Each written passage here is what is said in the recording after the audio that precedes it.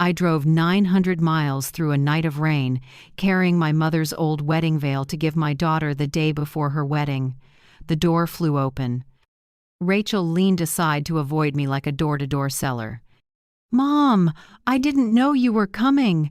Behind her, Derek, my daughter's fiancé, smirked. $58,000 is what buys you a spot on the list, Mrs. Evelyn. I smiled, unlocked my phone, and left. A moment later, 41 calls and 12 threatening texts came flooding in. "My name is Evelyn Hart, 72, born and raised in the suburbs of Ohio.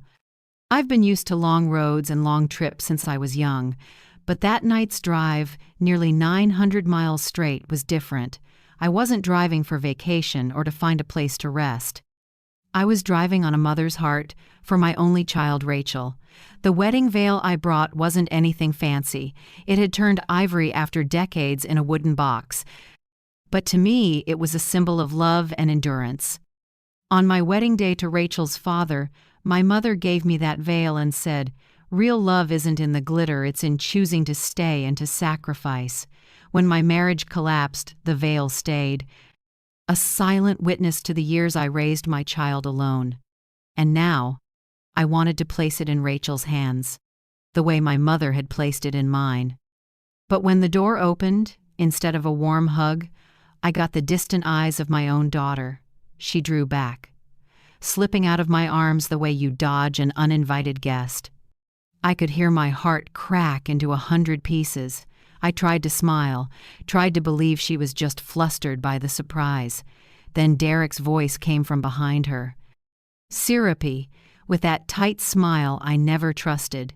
$58,000 is what buys you a spot on the list, Mrs. Evelyn. I remember every word.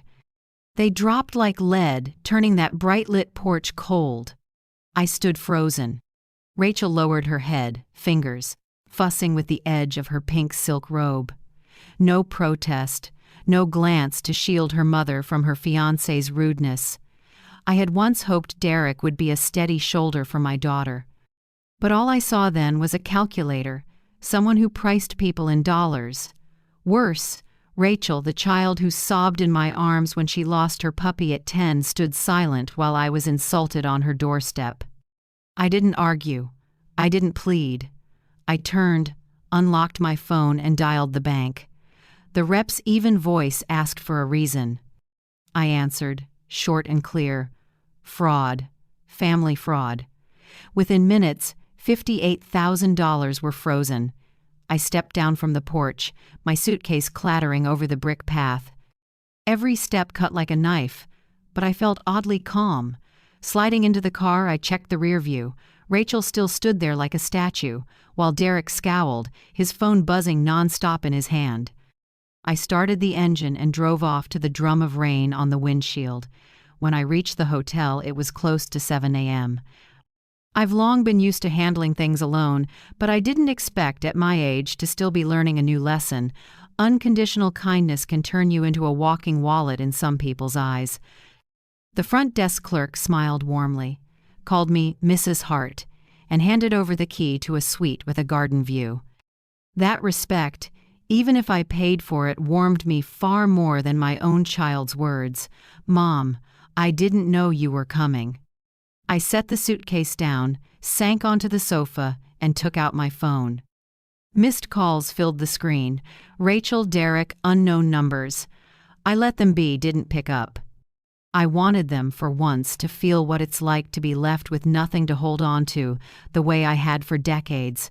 When my husband walked out, when I had to be both mother and father, when I pulled double shifts and no one asked how I was doing. By the 15th call, I shut the ringer off and left it on vibrate. 1 hour, 2, 3. By the time I checked, there were 41 missed calls. Texts stacked up, first pleading, then angry, then threatening. One from Rachel, "Mom, it has to be a bank mistake. Please call me." Another from Derek, "Evelyn, what game do you think you're playing? We've got hundreds of guests, fix it now." Then this, "Listen, old lady. If you don't unlock the funds, you'll regret it. Rachel's been crying all day. Is that what you want?" I read them all, saved them, took screenshots, and dropped them into a separate folder. I named it R58. For the first time in years, I felt strong. Instead of curling up to apologize, I chose silence and let them taste loss of control. I stood, pulled back the curtains, and looked out at the deep green garden in the early Sunday. A thought flashed by. Maybe I created a different Rachel, a Rachel who sees sacrifice as a given and her mother's money as a right, not as love. The thought hurt so much my chest tightened. But at the same time, a small flame lit. If I don't stop this now, I'll lose Rachel for good, not to Derek, but to my own indulgence. I poured a small drink from the minibar and took slow sips. It was bitter, but it went down easy. The phone kept buzzing. I still didn't answer. In my head, I saw the wedding veil lying in the suitcase. That gift hadn't been given yet, and maybe fate was saying I shouldn't give it to my daughter under these circumstances. Near noon, I decided to call Charlotte King, my longtime attorney. Charlotte helped me a decade ago on an investment fraud case when I almost lost the only home I had left. I trusted her. After I summarized what happened, Charlotte was quiet for a while, then asked, "Evelyn, are you sure you want to go all the way? Because once we start, there's no turning back." I drew a long breath and looked out at the sun flickering over the garden. I said, "Charlotte, I've been a good mother for too long. Now I need to be a clear-headed woman." That day I slept only an hour. In the short nap, I dreamed of 12-year-old Rachel crying over a failing math grade. I wiped her tears, hugged her, and said, "It's okay, honey. I'm here."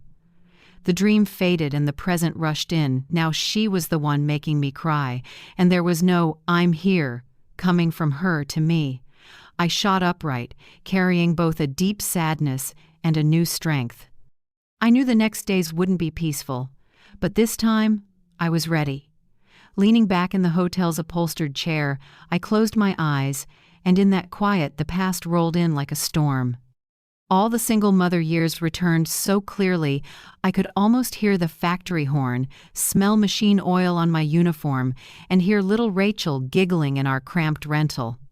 My husband Mark left when Rachel was 8. On a freezing February morning, he left a folded note on the kitchen table, scrawled, "I need freedom. You're strong. You'll manage. Take care of our kid for me." That was it. No call to explain, no goodbye to a little girl who still smelled like kid soap. I collapsed on the kitchen floor that day, sobbing until I couldn't breathe, but when Rachel peeked out in her pink cat pajamas and rubbed her eyes, asking, "Mom, where's Dad?" I wiped fast, swallowed the shaking, and smiled. "He's on a long work trip, but I'm here with you." I chose to carry the truth alone. From then on, I worked. Days at the corner store, nights cleaning offices until late. I remember those old shoes with the worn-out soles, every step on gravel. Some nights I opened the apartment door and heard Rachel whisper, "Mom, I'm still up." I set down a cheap fast food bag, hugged her tight, the smell of grease in my hair mixing with her baby soap. Our third-floor rental had walls thin enough to hear the neighbors fight, but to me and Rachel, it was a small world full of love. I hung her school drawings on the wall, our own little gallery. Every crinkled, glue-curled sheet was a badge I showed anyone who'd listen. I wasn't always strong. Many nights, after Rachel slept, I sat by the window with a stack of bills, streetlight leaking through old curtains. I wondered how long I could hold out. But the next morning, when Rachel ran to hug me, hair messy, dimples peeking, I found more strength. One memory stands out from her middle school years. At a parent meeting, the teacher said Rachel was bright and quick, but hid her feelings. I knew why she didn't want to make me sad by bringing up her dad. On the way home, I bought a little cake from the corner bakery. We lit a candle and sang For No Occasion. Rachel's eyes filled, and she whispered, "Mom, you're my hero." I bit my lip not to cry and said, "No." "Sweetheart, you're why I get to be a hero. I did everything so she wouldn't feel less than. I bought her prom dress with 2 months of extra shifts so she wouldn't feel out of place. I pinched pennies and sold my old wedding ring to pay her college tuition. I remember her crushing hug when the acceptance letter came. Mom, we did it!" In that moment, every hardship felt worth it. But that unconditional love planted a seed of expectation. I didn't notice when Rachel began to assume I'd always fix things. Short on her first rent? I wrote a check. Old car broke down? I emptied the emergency fund. I told myself, just this once. Once became always.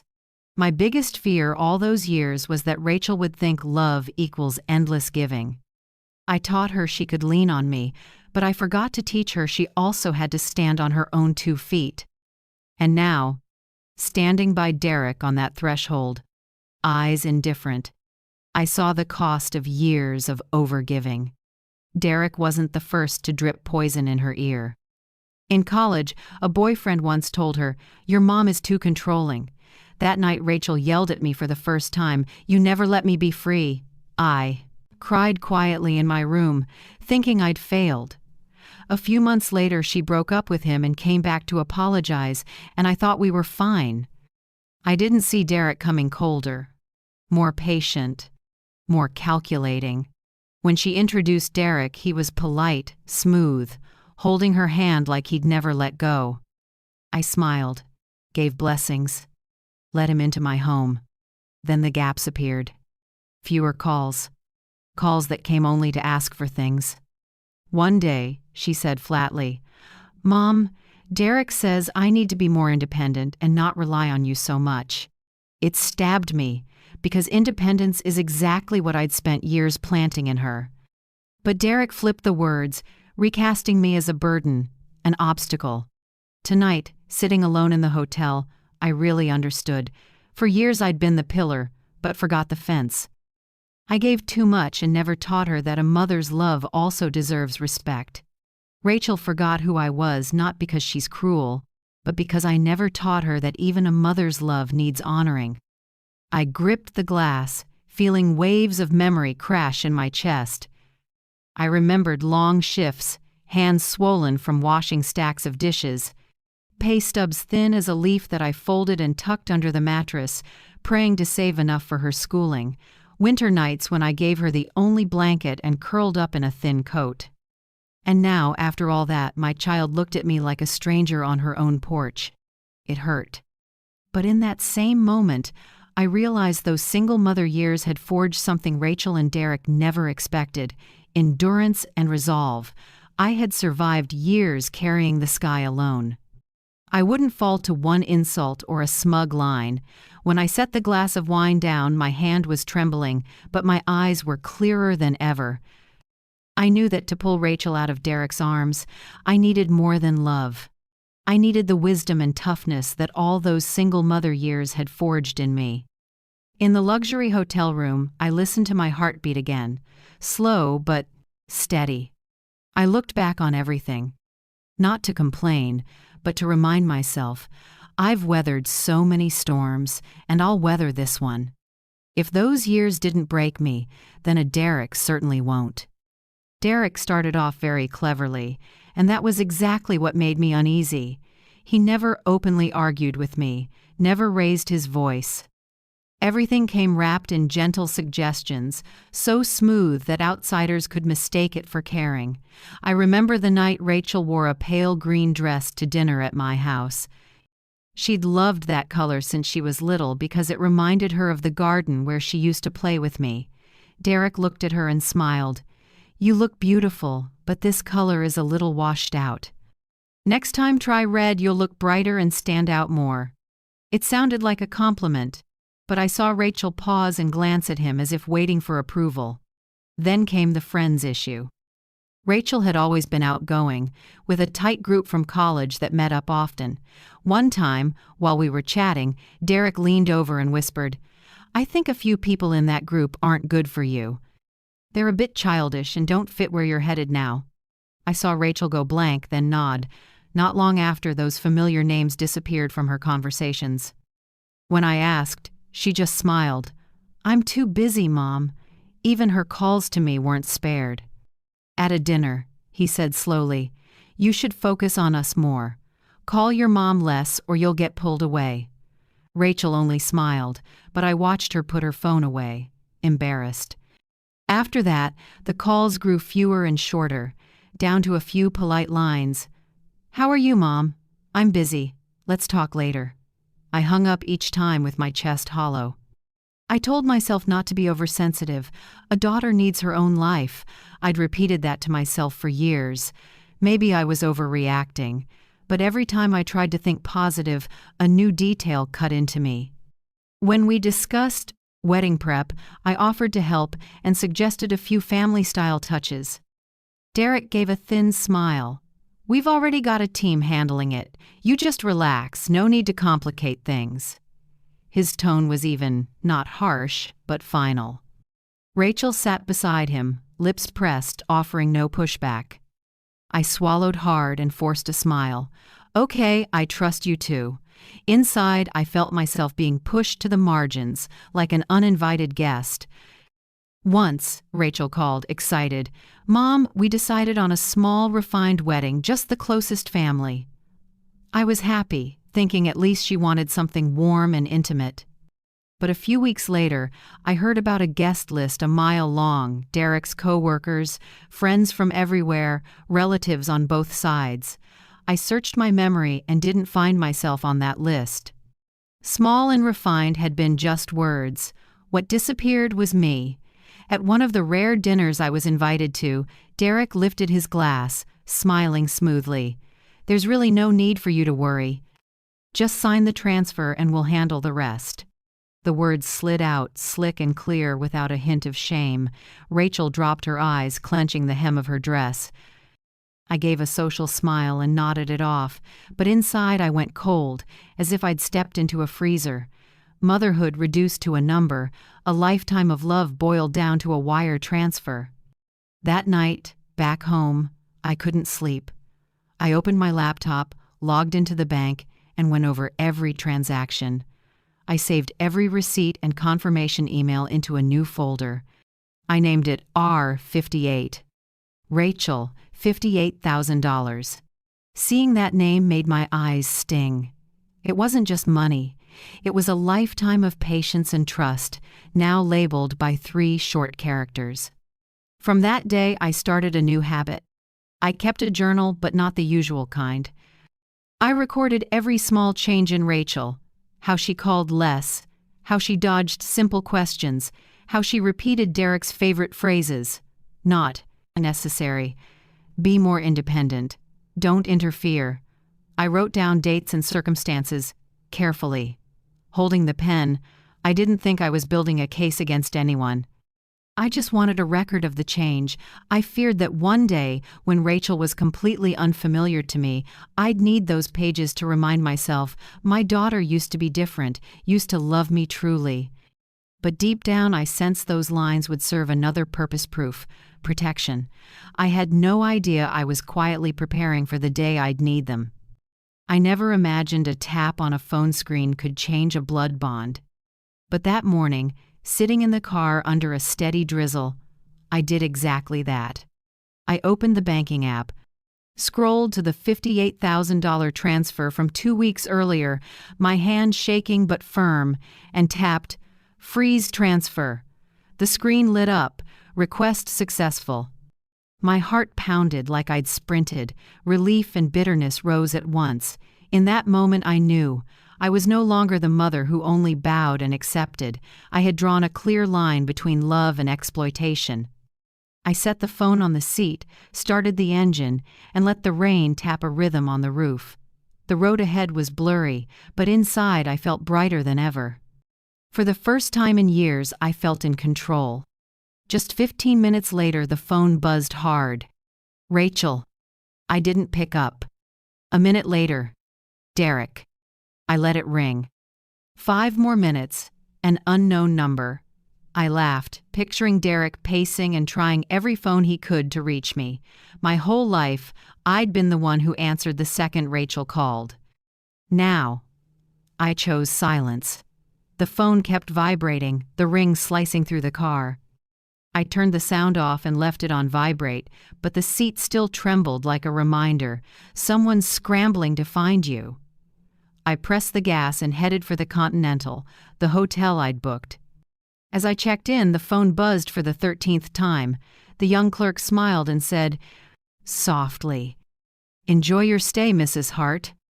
I nodded, feeling something strange. Here, people called me by my name and treated me with respect, while my own daughter had treated me like an ATM. I opened the door to the spacious suite, dropped my suitcase on the carpet, and sat on the sofa. The phone screen glowed red with missed calls. I counted slowly. By day's end, the number stopped at 41. There were 12 texts, too, shifting tone with each wave of panic. The first from Rachel, short, "Mom, it must be a mistake. Please call me." The second, also hers, "Mom, I need to talk right now. There's an issue with the account." By the third, Derek cut in, "Evelyn, what stunt are you pulling? Call back." Now, they got harsher as they went. "Mom, I'm begging you, don't do this to me." "Evelyn, stop being childish. Do you know how many people are counting on today?" And finally, the chilling one. "Old lady, if you don't unlock the money in 2 hours, you'll regret it. Rachel is crying because of you. Is that what you want?" I read every word, took screenshots, and dropped them into the R58 folder on my computer. My chest felt icy, but my resolve was solid. For years, I'd been the fixer, the worrier, the one rushing to find solutions. Now it was their turn to taste helplessness when things slipped out of their hands. That night I sat by the hotel window, looking down at the garden glowing warm gold. The red wine in my glass sparkled, and somehow it tasted sweeter than ever. Each buzz of the phone on the table was like a drumbeat, announcing the momentum turning. I pictured Rachel crying, Derek pacing, the two of them used to controlling me finally getting a taste of being controlled. A flicker of pity rose, but I snuffed it out. Pity would drag me back into the old spiral. I whispered, "Enough, Evelyn, enough." The next morning, I opened my phone and saw 7 more missed calls. What caught my eye was the change in tone. Rachel left a shaky message, "Mom, I'm sorry. I don't know what Derek said yesterday. Can we talk?" But 10 minutes later, a text from Derek popped up. "Don't make me think you're deliberately sabotaging your daughter's happiness. You can't handle the consequences." I sat still, reading them over and over. The contrast between those voices made it clear who was really in control. Rachel still loved her mother, but Derek had turned that love into a tool. And I realized, if I responded now, all this effort would wash away. I filed every bank document, saved a backup to an external drive, and locked them in the room's safe. I wasn't just a hurt mother anymore. I was gearing up like a soldier going to war. That night I opened my small notebook and began to write, date, 41 calls, 12 texts. Pleading turned to threats, love turned to pressure, but I'm still here, quiet, listening to each buzz without moving. This is the first time I've let my daughter feel my absence. And I realize I'm not collapsing. I'm stronger than I thought. When I closed the notebook, my hand felt steadier. The garden lights faded and night covered everything, but inside me something lit up. The real fight had begun. I dozed off, and in the dream I saw 12-year-old Rachel sobbing in my arms over a bad grade and felt that tiny body shuddering, and now that hug no longer belongs to me. I knew I would have to see Rachel. After 2 days holed up in the hotel, listening to the phone buzz and never answering, a mother's heart can't stay locked forever. I didn't want my daughter to hear only Derek's voice. I needed to look her in the eye and finally say what I'd kept inside for years. I set one clear condition: if you want to see me, come alone. I emphasized, alone. Rachel was quiet on the line, then whispered, "Okay." I knew a part of her still wanted to listen to her mother, and I clung to that part like a strand of thread in the dark. The next afternoon, I sat in the Continental's lobby. Wide space, warm lights spilling over polished tile, heels clicking and suitcase wheels humming softly. I kept my breathing even, my hand closed around my small journal. Right on time, Rachel walked in. I recognized the swollen eyes, lashes trying to cover nights of crying. She wore the blue dress I gave her last year, the one I chose after weeks of saving just to see her smile. Seeing her in it now, my heart softened and ached at once. She hurried over and opened her arms. I stepped back half a foot and raised my hand gently. "Sit down, sweetheart. We need to talk like two adults." The air fell heavy. Rachel hesitated, then sat across from me. I looked straight at her, the 4 questions I'd forged over 2 days ready in my mind.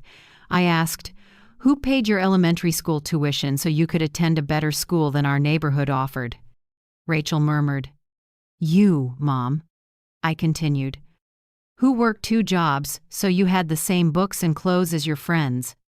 Rachel nodded, eyes brimming. "You, Mom." I didn't blink and asked on, "Who gave up the blanket and stayed cold all winter when you were 13 so you could sleep warm?" Her voice caught, "You did." I lowered my voice, slow and steady. "Who sold her last wedding ring just to pay your college tuition?" She couldn't hold it in anymore. Tears spilled. "You did." I sat up straight and let the silence fall between us. Then I asked one last time, not loud but heavy enough to cut deep. "Do you need a receipt to love your mother, Rachel?" My daughter was silent. She looked down, fists gripping the hem of her blue dress. That silence hurt more than any denial. I could see Derek had planted so much calculation in her that even love was being weighed. I didn't want to let her slip away. I took out my phone, opened one of several savings accounts, showed her the balance for a second, then closed it. "I'm not showing off money. I'm reminding you what kindness weighs. Kindness isn't for bargaining, and it isn't supposed to be turned into a number on paper." Rachel exhaled. 2 thin lines of tears fell. I knew she was torn, but I had to go further. I told her, firm and clear, "Years ago, your father tried to make me leave you because he wanted an easier life. He said, 'Choose me or the child,' and I chose you. Do you think that kind of love needs an invoice?" Her tears fell harder, but this time my eyes were dry. I was clearer than I'd ever been. I looked right at her and spoke each word. "I'm giving you 24 hours. Either you respect me or you respect the man who wants to erase me from your life. Not deciding is also a decision." I stood, straightened my coat, and didn't reach to wipe her tears like I used to. My back was straight. My steps were steady. As I passed the table, I heard her choke out, "Mom!" But I didn't stop. I knew it was time for Rachel to face her own choice. Outside the hotel lobby, the late afternoon wind hit my face, chilly but sobering. I took a long breath and looked up at a sky turning amber. My heart felt heavy, but in that weight there was a small light.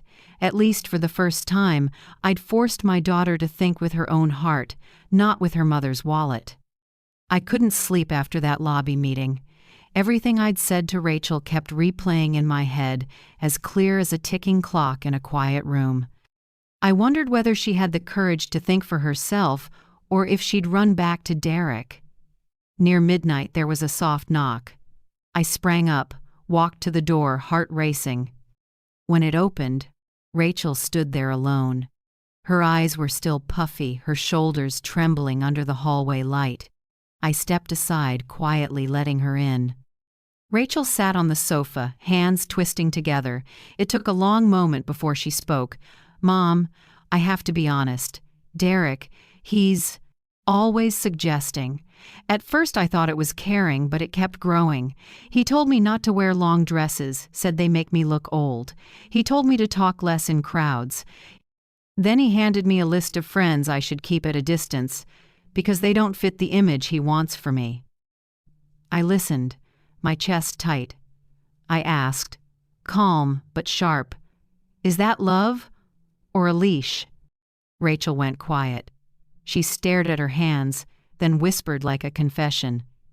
"I don't hear my own voice anymore, Mom. A lot of times I want to speak, but I hear Derek in my head telling me not to, saying people will look down on me." I sat beside her and put a hand on her shoulder. "Close your eyes, Rachel. Picture the wedding you truly dreamed of as a kid, not anyone else's yours." She closed her eyes, her breathing slowed. Then, like a truthful child, she whispered, "Small, cozy. On a beach, with close family. I've never liked big parties. I just want the sound of waves and my loved ones laughing." I let that answer hang in the air, then asked, "Then why is it flashy and loud now?" Rachel opened her eyes, looked at me, then lowered her head. "Because Derek says it has to be. He says the bigger the wedding, the more it proves how happy we are. If not, people will think he's not good enough for me." I squeezed her hand and said firmly, "Happiness doesn't need an audience. If you need 100 strangers to believe you're happy, that isn't happiness, it's a performance," Rachel cried, but this time they were awakening tears. She leaned onto my shoulder and whispered, "Mom, I'm so tired. I can't tell what's love and what's control. Everything is a mess." I patted her back and murmured, "That's exactly when you redraw the line. Love makes you grow. Manipulation only tightens the noose." We talked late into the night, the room lit by a soft bedside lamp. Rachel told me small things. How Derek grabbed her phone and read all of her messages, how he scoffed when she wanted to invite a few close friends. I listened and filed away each detail but didn't interrupt. I just asked, "How did that make you feel?" Each time, her voice got quieter and truer. Slowly, I watched her face relax, like a mask she'd worn too long was finally coming off. A flicker of a smile touched her lips, then suddenly turned into a laugh. It was light and clear, the same as when she was little, running around the backyard in a floral dress I'd clumsily sewn. I sat still, listening, equal parts hurt and relieved. For years I thought that laugh was gone forever. But tonight, for the first time in a long time, I heard my child's old laughter again. She's not a kid anymore, but at least that laugh proved a real part of Rachel was still alive, a part Derek hadn't stolen. When the clock neared 3 a.m., we fell quiet. Rachel rested her head on her arm, eyes heavy, and I sat beside her, gently pulling a blanket over her. I knew this was just a first step, but a door had opened. And with even a sliver of light, I believed I could pull my daughter back to herself. Morning sunlight slipped through the curtains onto Rachel's face as she slept on the sofa. Her eyelids were swollen, but her features looked calmer after our long talk. I sat at the table with a cold coffee, watching her as if a blink might make it all disappear. I knew last night was only the start, and the road ahead would be tougher. When Rachel opened her eyes, her look was hesitant. She asked in a hoarse voice, "Mom, if I call off the wedding, will you think I'm a failure?" I set the cup down and met her eyes. Failure isn't marrying or not marrying. Failure is knowing you're not happy and walking forward anyway just to please other people. Rachel sat up and held her head in both hands. She was shaking, but there was a new light in her eyes.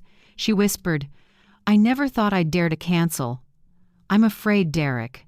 Will explode, afraid people will laugh, afraid I'll disappoint you again." I cut in. "Sweetheart, I've lived long enough to know life can't be decided by the crowd's gaze.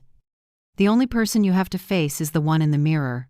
The air felt heavy. I knew Rachel was wrestling with her own fear, but at least for the first time, she said it out loud. At noon, her phone rang. Derek's name flashed on the screen. She looked at me, pleading. I nodded slightly. "Answer it.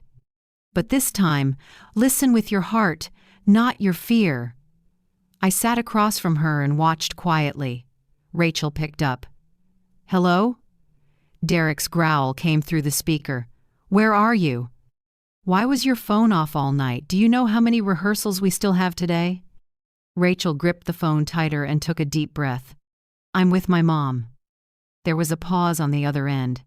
Then Derek lowered his voice, smooth as always. I get it. You still love your mom, but this wedding is ours. Don't let outsiders interfere. I saw Rachel press her lips together. Then, suddenly, her voice was clear. Outsiders? That's my mother. The words sliced through the invisible rope that had tied her for so long. Derek was silent for a few seconds, then raised his voice again. Rachel, calm down. Do you know how much we've spent? If we cancel now, we'll be a joke. Rachel trembled but didn't hang up. She looked at me, eyes asking for strength. I gave a tiny nod. And she said it, like dropping a weight she'd carried too long. If we have to get married to put on a show for people, I'd rather be laughed at than live a lifetime in a lie.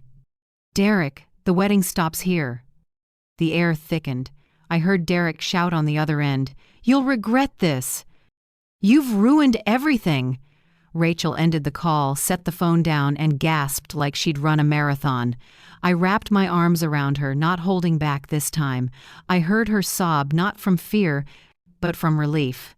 That afternoon, we went together to the event planner's office. The manager's eyes widened when Rachel said, I'm canceling the wedding contract. She frowned and talked about deposits and losses. Rachel squeezed my hand, her voice shaky but firm. I accept losing the deposit. I do not accept losing myself. I was proud to the point of tears. That was my daughter, not Derek's puppet. We signed the cancellation papers. I looked at Rachel's signature, shaky but resolute, and remembered when she learned to write her name in first grade, wobbly but proud. Today, that signature wasn't just her name. It was a declaration of freedom. That evening, when we returned to the hotel, Rachel sat silently by the window for hours. The city below still blazed with lights, people rushing everywhere. She said softly, Mom, I'm afraid that when I wake up tomorrow, I'll waver. I'm scared Derek will show up and I'll cave. I held her hand. You're not alone. I'm here. And even if one day I'm gone, you've learned this. Real happiness doesn't need an audience. Rachel turned to me, eyes red but brighter than ever. She smiled a little, tired and relieved at once. Mom, thank you. This might be the first time in years I truly feel awake. The next day, news of the cancellation spread quickly among relatives and friends. Rachel's phone rang nonstop again, this time with whispers and blame. A few friends scolded, Are you crazy? So many people were waiting for the wedding of the century. But Rachel simply answered, A wedding isn't to please them, it's to live the rest of my life with myself. I stood beside her and didn't step in. I wanted her to stand on her own 2 feet, and for the first time, I saw her truly do it. That night, as we sat in the room, Rachel took the wedding veil I had brought out of her suitcase. She stroked the thin fabric, eyes glistening. Mom, I don't think I'm ready to wear it. But someday, when I find someone who truly respects me, I'll put this veil on. And when that day comes, I want you there. I squeezed her hand, tears hot on my face. Sweetheart, that's the real dream I've always had for you. In that moment, I knew I hadn't driven 900 miles for nothing. I had brought not just a veil, but a mirror for Rachel to see herself. The wedding could be canceled, but her life had just been saved. The news of the cancellation spread faster than a storm. After a single night, Rachel's social pages were flooded with whispers, questions, even mockery. But what didn't surprise me was Derek's first move. He wouldn't stay quiet. Just hours after Rachel officially canceled with the planner, Derek posted a long piece on his page, opening with his familiar victim tone.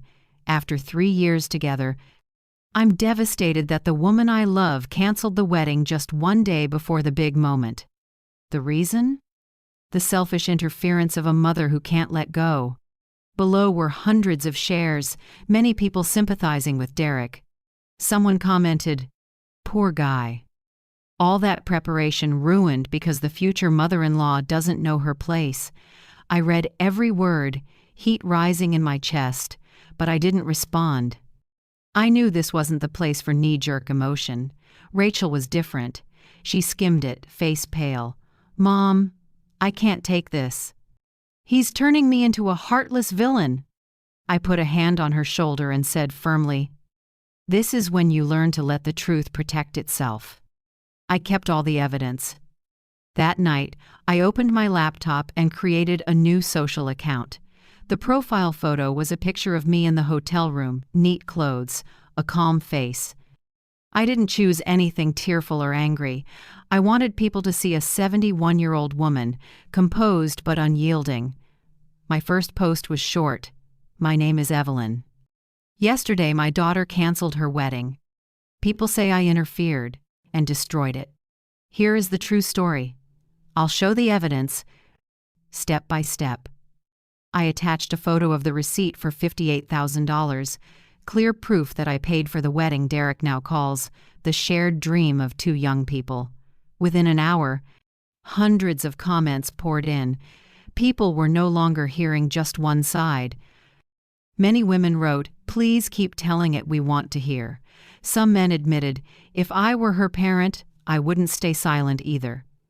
Rachel sat beside me, worried and surprised. She asked quietly, "Mom, are you sure? If you wade into this, you'll be attacked a lot." I smiled. "Honey, I've lived an entire life as a single mother. A few nasty comments online can't break me, but staying silent could break you." In the second post, I shared the messages Derek sent me when the money was frozen. He started sweet. "Mrs. Evelyn, it must be a small glitch. Please unlock it so we can relax."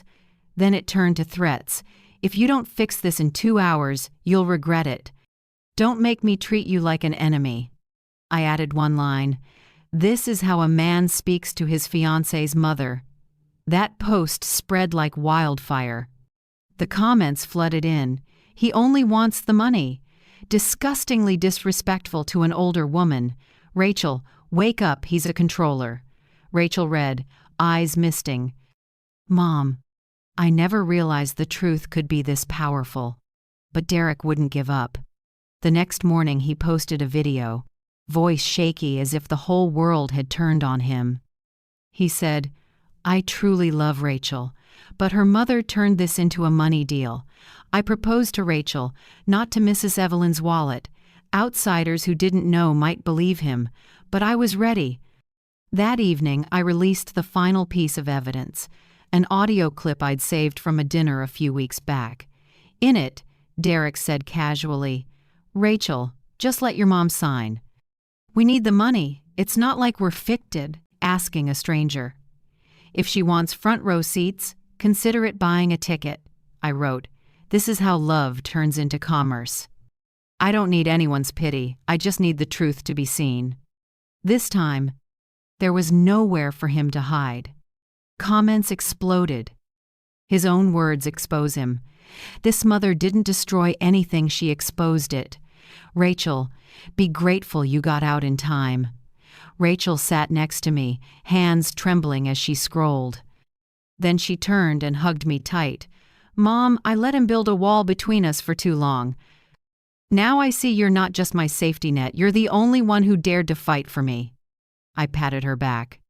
"No, Rachel. You made the decision. If you hadn't said stop last night, all my evidence wouldn't have saved you." After 3 days, the tide turned. Derek tried a few more posts, but each one was shot down by the community. A stranger messaged me. "Mrs. Evelyn, I dated Derek before. He controlled me and made me cut off my family." "When I saw your story, I knew I wasn't alone." I replied, "Thank you for your courage. The truth needs voices like yours." And just as I expected, 2 more than 3 women spoke up with the same pattern: isolation, control, disrespect. Derek's mask was gone. In the hotel room, Rachel and I watched the news stream roll by on the screen. She whispered, "Mom, I was scared at first, but now I understand. Silence is the most dangerous weapon of the cruel." I was silent for too long. I smiled, lighter than I'd felt in ages. "You learned the most important thing. Your own voice." That night I wrote one last post. "I'm not fighting to defeat Derek. I'm fighting to get my daughter back. And to remind every woman, love must never come with threats or conditions. Happiness doesn't need an audience, and it certainly doesn't need a receipt." The post drew tens of thousands of shares, but what moved me most wasn't the number, it was the private messages from strangers. "Thank you. Your story helped me leave a toxic relationship." Rachel read with me, tears dropping onto the keyboard. "Mom, I'm not just free. I feel like I can help others." When I shut the laptop, the room fell quiet. I listened to Rachel's steady breathing, more peaceful than in days. Outside, the online battlefield was still noisy, but in my heart, a rare calm had returned. I knew the fight wasn't entirely over, but we'd taken the most important step. We reclaimed the truth, our voices, and ourselves. When two of Derek's exes went public about being isolated from their families, social media seemed to explode. Pieces that once felt scattered clicked into a clear picture. Derek wasn't a victim, he was a repeat offender with the same playbook. I read each account, angry for them, and aching inside. I knew how much courage it takes to show old wounds to a crowd. From those testimonies, an unexpected wave spread. People started using a simple, powerful tag: "Number set boundaries." At first, just a few older women used it to share about tone-deaf sons-in-law or distant daughters, but in a single night, it became a movement. Mothers, young women, even men who'd been controlled in marriages joined in. The comment section under my post turned into a kind of forum, some telling, some listening, some understanding. A young woman wrote, "Mrs. Evelyn, because of your story, I realized my boyfriend is pushing me to cut off my mom. I won't be silent anymore." Another mom left a shaky line. "My son once called me a burden. Reading your post, I see I'm not the only one." I watched the flow, not with triumphant joy, but with a deep sadness. Every comment, every hashtag was someone's scar. The world is big, and yet so many hearts are bound by the same kind of cage. I knew public waves cut both ways. On one hand, they protect the truth. On the other, they can turn everything into endless noise. I didn't want our story to become clickbait.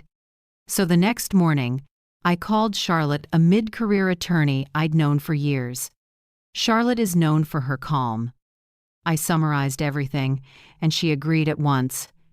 "Let me act as your media contact. Evelyn, you don't have to argue with anyone. Let the evidence speak." From that day, I stopped replying directly to comments. Whenever Derek tossed out a new accusation, Charlotte posted exactly one photo or one file in response. No commentary, no harsh words. That stance made people trust more clearly. Someone honest doesn't need to grandstand.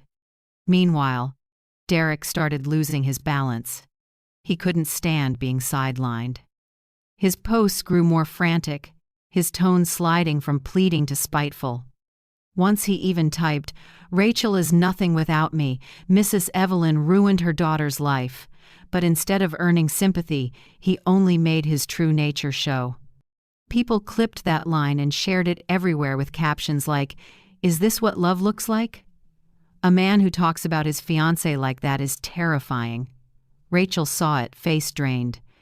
She said with a tremble, "Mom, I can't believe he could write that."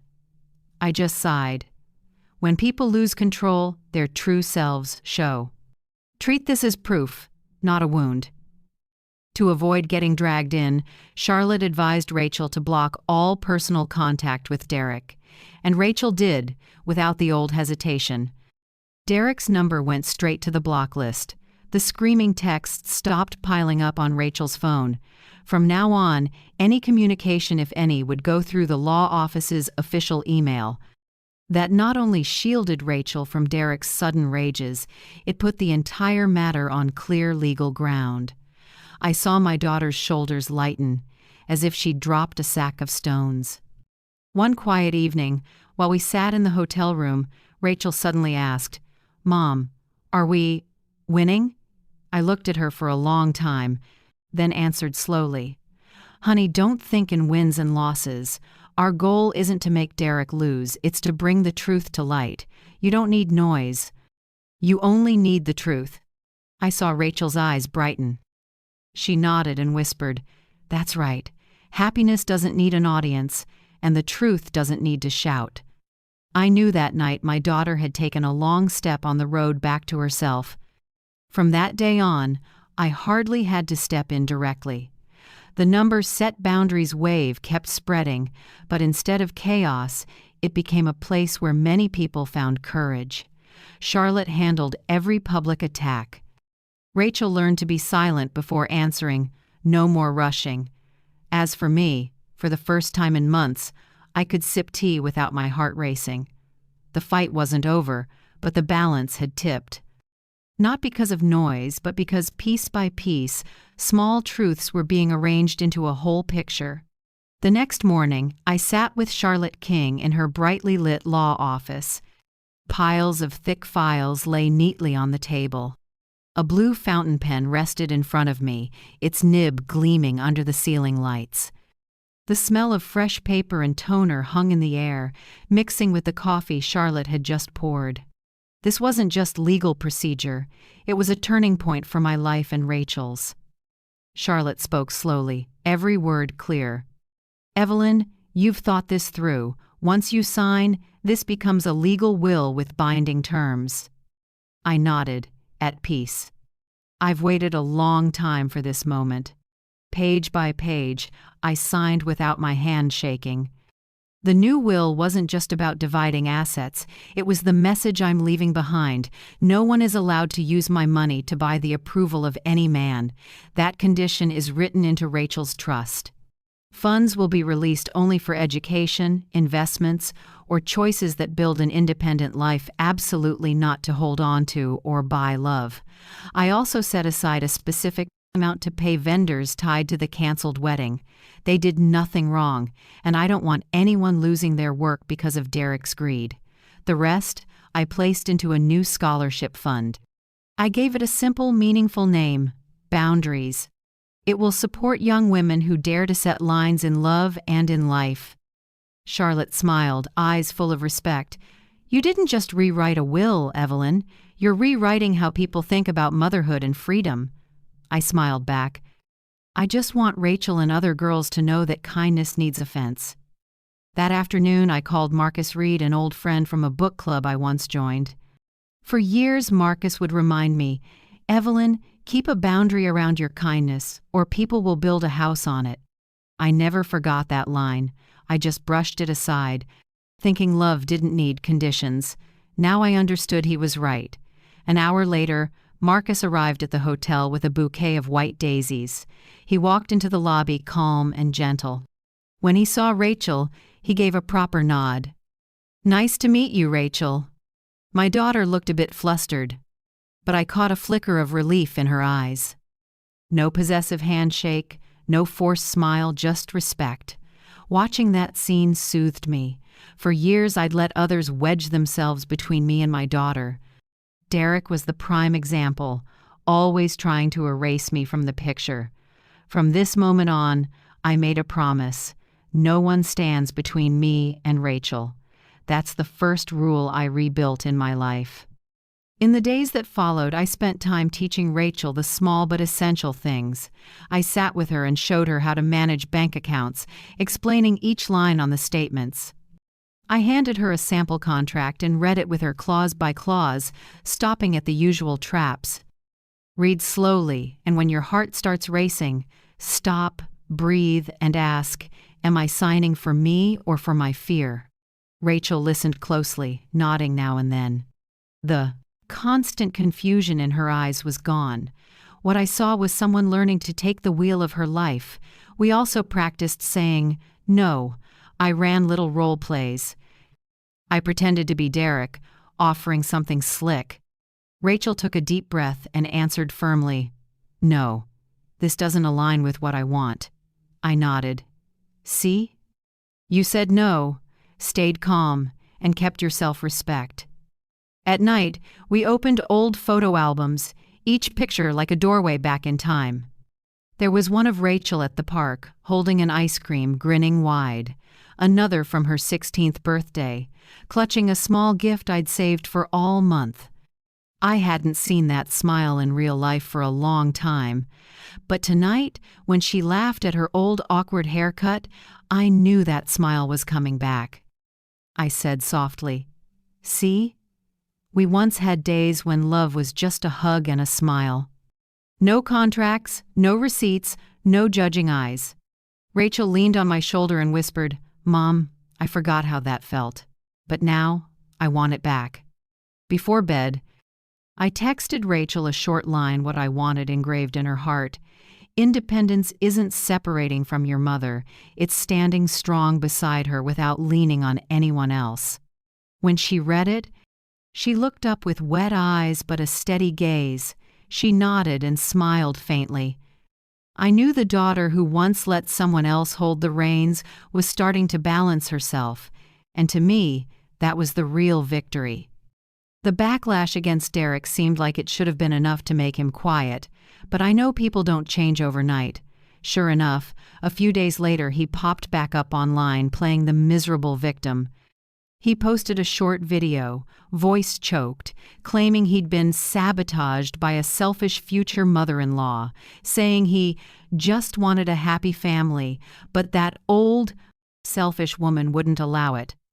I felt both amused and pitying. The victim move wasn't new, but it's dangerous. It can sway those who don't know the full truth. Charlotte didn't hesitate. That same day, she drafted a formal legal notice with signatures and certification sent directly to Derek and the platform where he posted. The message was crystal clear: remove all defamatory content and post a public apology. Charlotte read it to me before sending her voice even and firm. "We have concrete, time-stamped evidence. If Mr. Derek doesn't comply, we'll file a civil suit for defamation." I sat quietly, feeling lighter. This wasn't an emotional fight anymore. The law was stepping in. To reinforce the truth, at the same time, 2 more of Derek's exes shared their experiences. Their stories followed almost the same pattern. Sweet at first, then control, isolation, and financial dependence. One wrote bluntly, "If I hadn't read Evelyn and Rachel's story, I would have thought it was just me." Social media stitched together the scattered pieces into a whole, revealing Derek's real face. It didn't stop there. Derek's employer, an advertising and events firm, reached out directly to Charlotte to verify the claims. I remember exactly when Charlotte told me. She asked, "Do you want me to provide all the evidence?" I sat a moment, then said, "Send what's necessary. I don't want them to punish him, I just want him to learn boundaries." It sounded calm, but honestly, I only wished he'd stop ruining other lives. Results came fast. Derek was suspended that week. 2 weeks later, he officially left the job with a reputation beyond repair. I heard it from Charlotte, no gloating, no regret. To me, it was simply the natural consequence of his actions. But Derek wouldn't quit. He tried to reach out through back channels, even sent handwritten letters. The message was always the same: push for reconciliation and hint at a deal. If Rachel and I took down the posts, he'd let it go. Charlotte just gave a cool smile and sent back the entire file of notarized, time-stamped evidence. She added one line, "There is nothing to negotiate." This time, Derek went quiet. What moved me most wasn't his downfall, it was how Rachel handled it. For the first time, she sat at the table, opened her laptop, and wrote a long email to Derek. I sat behind her, didn't interfere, just watched. She wrote plainly, "I am formally ending all relationships with you, personal and legal. Do not contact me again. Any further action will go through my attorney." Her tone didn't shake, didn't beg, it was concise and clear. I looked at my daughter, proud and teary. For years I spoke and fought for her. Now she was writing her own declaration. I didn't change a word, just laid a hand on her shoulder. "You did very well," I said. "I'm here, but you stood tall." Rachel looked up, eyes steadier than ever. After that email, there was silence. No more rapid-fire calls, no more threats. At first the emptiness felt heavy, like a big room, with all the sound sucked out. But day by day we realized that silence was a gift. Everything grew lighter, like a breeze through an open window. The town moved on too. People are curious, but life keeps going. They talked about the fall fair, the local team, gas prices, and Rachel and we turned the page. One morning, I met Marcus at a small cafe by the lake, a place I'd rarely lingered before because my mind was too heavy. Marcus arrived, calm as ever, and set a cappuccino in front of me. I looked out at the sunlight on the water, then turned back and said, "Slow but sure, I'm tired, Marcus, but I'm free." He smiled, said nothing more, just nodded gently. In that moment, I felt my words were for him, for me, and for anyone who's ever been lost in a toxic relationship. I was tired, but I was free. And freedom, after all, is worth more than any wedding, any look, any praise or blame in the world. 6 months had passed since everything calmed down, and I realized time has a healing power no medicine can match.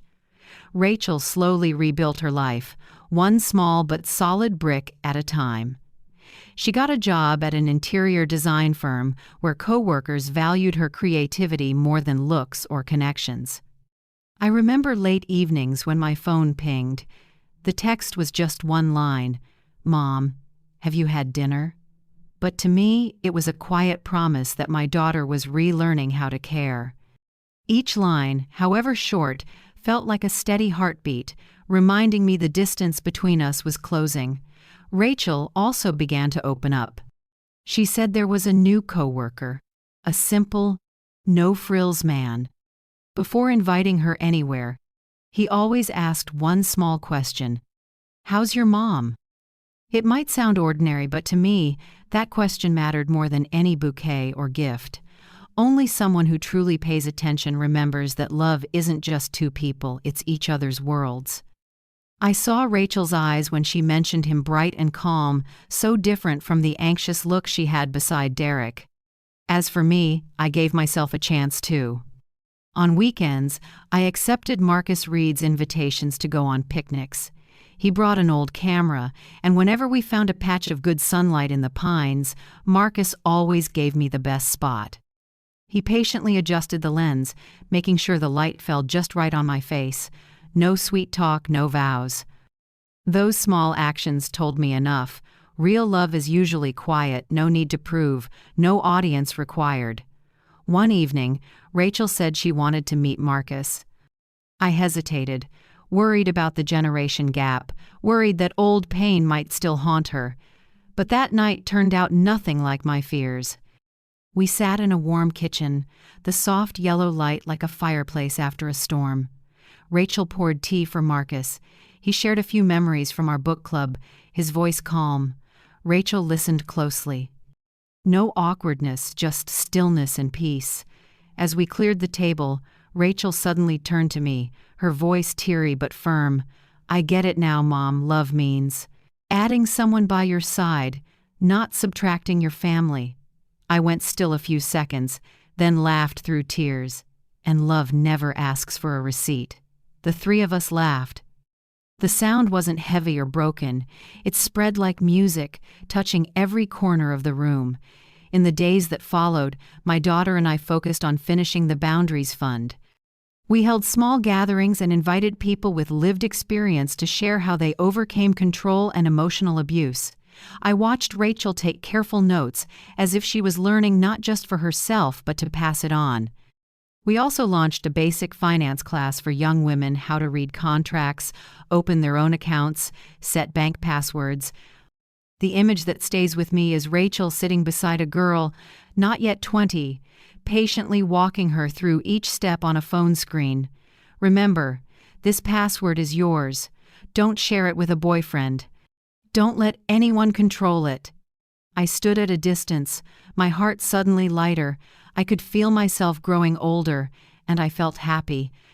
My daughter hadn't just been freed, she had become someone who could pass the torch to the next generation. On the small table that once sat in the hotel room, now back in my home, one thing still rests: my mother's wedding veil. I had it cleaned, folded neatly, and placed in a glass box. It lies there, no longer something to wave around to buy a seat at a wrong wedding. It lies still, a promise for the day when the right person and right love arrive, and Rachel will wear it. And that time, I will be there not as an outsider, but as the irreplaceable root of her life. I looked at the veil and smiled. The past was stormy, the present is calm, and the future is wide open. We learned how to love again, love without losing ourselves, love without control, love without proof. Maybe that's the most important lesson a lifetime of mothering can pass to a daughter. One crisp fall morning, I went back to the little beach, where Rachel and I used to walk. The sand was still soft, the waves still murmured against the shore like years ago, only my heart had changed. This was where I once dreamed of a tiny wedding, just truly close family, nothing fussy or showy. I returned not to plan anything, but to sit, exhale, and write a few lines for myself. I opened my worn leather notebook to a blank page. My hand trembled slightly, but wrote firmly. Boundaries don't ruin love, boundaries protect it. It took me many years to understand that. Love doesn't mean letting people walk over you. Love doesn't mean gritting your teeth through pain and measuring worth by sacrifice. Love is complete only when it has boundaries, like the shoreline holding the waves in check, keeping them from washing everything away. I watched the whitecaps and thought about the road behind me.